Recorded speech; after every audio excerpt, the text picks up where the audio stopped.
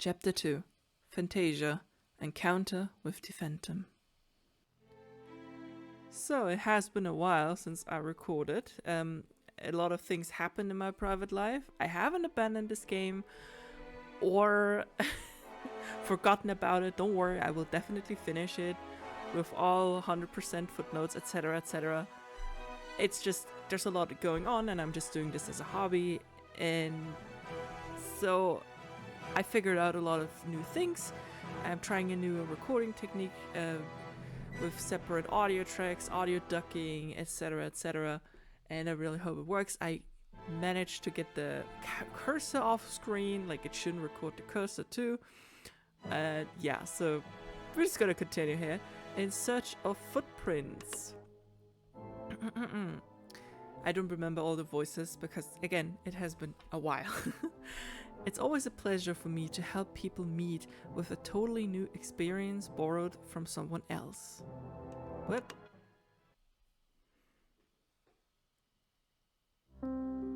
Baroness Castelot Barbezac, McGeary, or Giri, I don't know, in The Phantom of the Opera, finished her story with a silent sigh.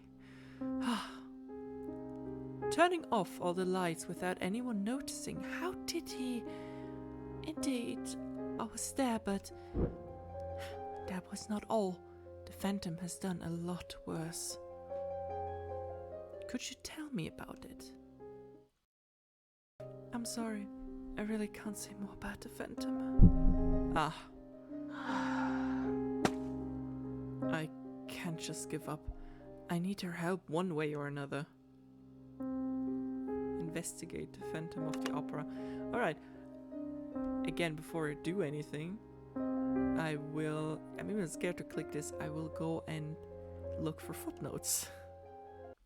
I think this is also the part where I stopped playing on the phone and decided to buy the game.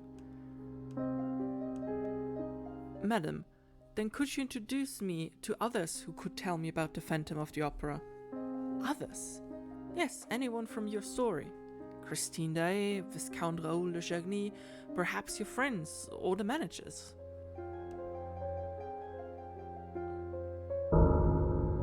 It's been over 30 years since I've heard any news of Viscount Raoul de Chagny or Christine. What happened to them? Mr. Devienne, Mr. Poligny, and Mr. Richard have all passed away. May God rest their souls. Sorelli is doing fine, but is currently on vacation, so you won't be able to reach her. And Yamis said she was joining the movement for women's suffrage before I lost all contact. Busy people. Can you think of anyone who's still with us that I could meet that may know more about the Phantom? Ah, yes, in fact there is. Someone who tried to rebel against the Phantom and paid a steep price. It was rather traumatic for him. He has recovered since, though. And who might this person be? The manager, Mr. Armand Montgermain. He has been manager of the Opera House ever since that time, for over 30 years, up to this very day. Pardon? From what you said, he did not take the Phantom seriously, and yet he is still the manager of the Opera House? How could this be?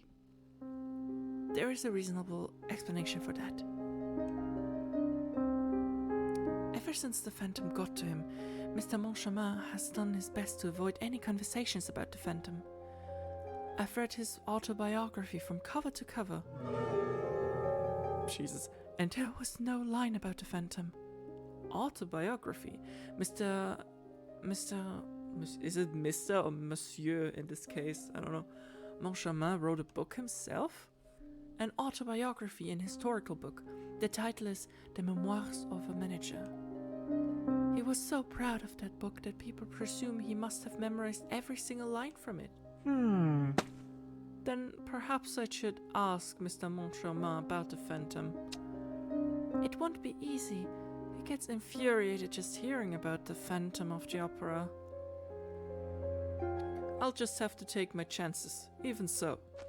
After all, there's nothing to be gained if I don't try at all. After all, there's nothing to... Okay.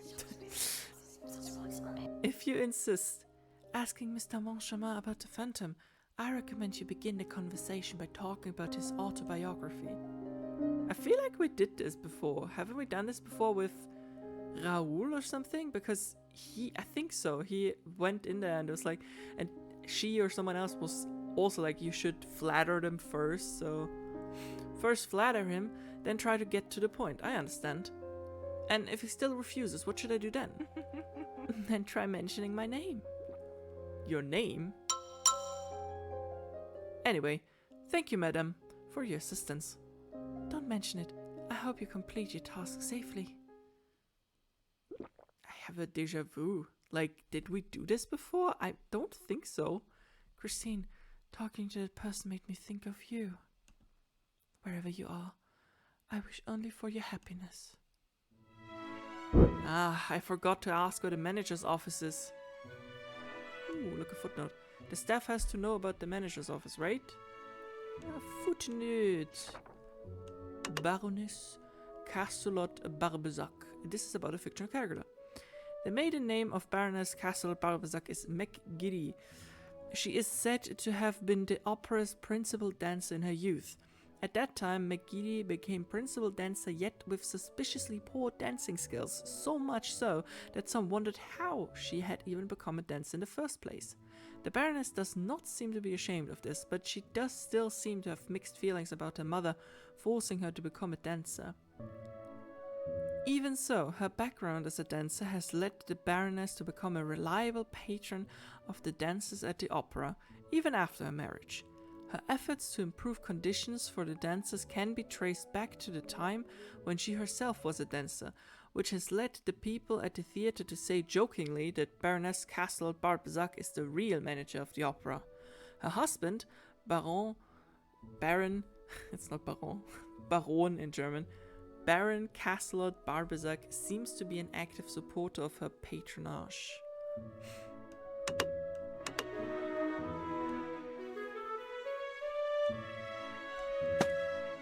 Excuse me, say, may I help you? Excuse me, if it's nothing urgent, I'm busy at the moment. I would like to meet Mr. Montchamp. Could you show me the way to the manager's office? What is that sound effect? The manager's office? Did you just say you're looking for the manager's office? Yes, I did. Can you show me where? The manager's office, you say? Well, will you tell me or not? Let's see. Go up the stairs over there and turn left. You'll find the manager's office there. Thank you. Good day. Oh, second footnote. Really nice. It's easy this time. Office boy. Fictional facts. Office boys are people who serve the audience. They serve on them. They serve the audience in the opera house just as the servers do in wine shops. However, as some office boys serve aristocrats, they often look down on audiences who are not and act obnoxiously. I'll teach them one day. What? What is it trying to say? I'll teach them one day, maybe, or I'll teach them one day. Okay. They really do serve on the aristocrats, and then they're looking down, like, what a great wave, man. Office boys wear 18th century outfits and formal wigs to make the audiences feel more sophisticated, but I think it just looks old-fashioned. Who is this person? What are you waiting for? Take the stairs and make a left. It's a box hallway. Really?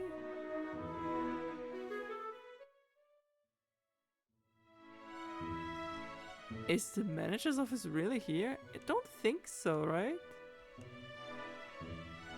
Doesn't look like it. It's just the infamous box of the Phantom of the Opera. But other than that, take the stairs, make a left. Yeah, it didn't work. So, excuse me, where's the manager's office? How far is it? Excuse me, the manager's office? This is the way to the box seats. No, the office boy just told me that this is the way to their office.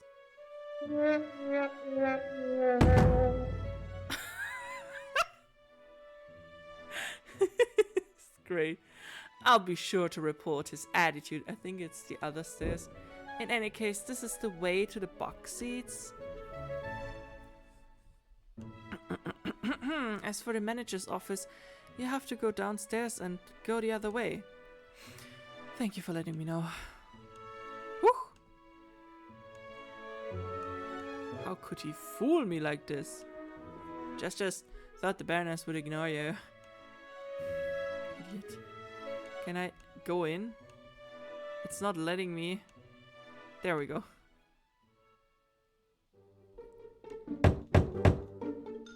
Hello? Excuse me, are you the manager, Mr. Moncharmin, by any chance? Who's asking? What brings you here? I have no idea what voice he had, so forgive me. Who I am isn't important. What's important is that I've been so deeply moved by your book that I just had to meet you in person. Oh, is that so? Well, that's quite out of the blue, but I'm pleased to meet you. I'm impressed that you read the 900-page book. You must be quite interested in the theater management. Do you even know the title of that book, young fellow? Well, The Memoirs of a Manager. Is it, right? I must have read it at least a dozen times until the covers were all worn off. Impressive! A dozen times! What was your favorite part in the book? Come now. Tell me, was it about the attitude of a manager?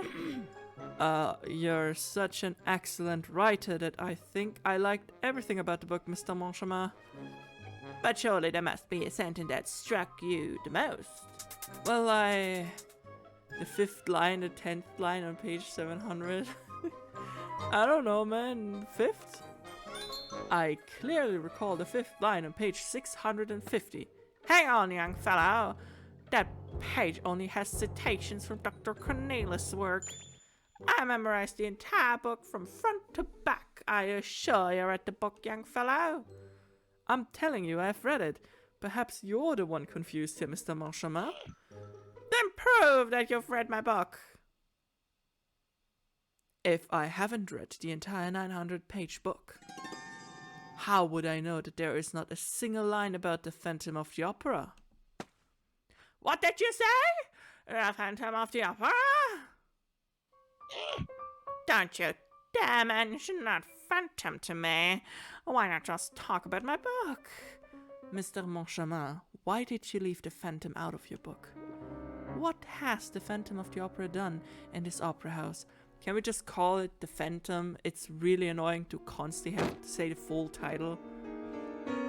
Get out, young fellow! Don't you dare mock me! Leave this instant! God! Anyone out there? Hurry! No, I can't just leave like this. Then try mentioning my name. Hurry! Drag this young fellow outside! Wait, Mr. Moncharmin. Treat me this way and Baroness Castelot Barbezac won't allow such behavior. What? What is... The want is irritating me. Also, she won't allow such behavior. I mean, yeah, I guess. This English is sometimes so weird, especially if it's not your mother tongue and you're just like so taken aback by like questioning everything you ever learned and know. What did you just say? Baroness Castelot Barbezac? Yes, the Baroness sent me to hear from you about the Phantom of the Opera. I certainly did not expect to be thrown out. But please go ahead and drag me out. I can't wait to tell the Baroness all about it. She couldn't have. Prove it! Ah, then may I escort the Baroness in here? No, absolutely no need for that. The Baroness said that. Shall we listen to Mr. Moncharmin, the Baroness? I heard of the man. Of course we listen to the Baroness. We will see ourselves out. Please excuse us. Off they go. It really worked. Well then, Mr. Moncharmin, do you mind telling me about the Phantom of the Opera? I wonder if it still is troubling them. My instincts tell me that I'll be in a lot of trouble if I don't speak now. Fine, I would be happy to tell you. You better not be running an errand on the Phantom's behalf. Of course not. I've never even seen the Phantom. The day after that ridiculous farewell party, Richard and I started our jobs as managers. Ah, how ignorant we were back then, and our ignorance has led us to such foolishness. Mr. Moncharmin's story began 30 years ago. The days when he was a young manager who knew nothing of any phantoms.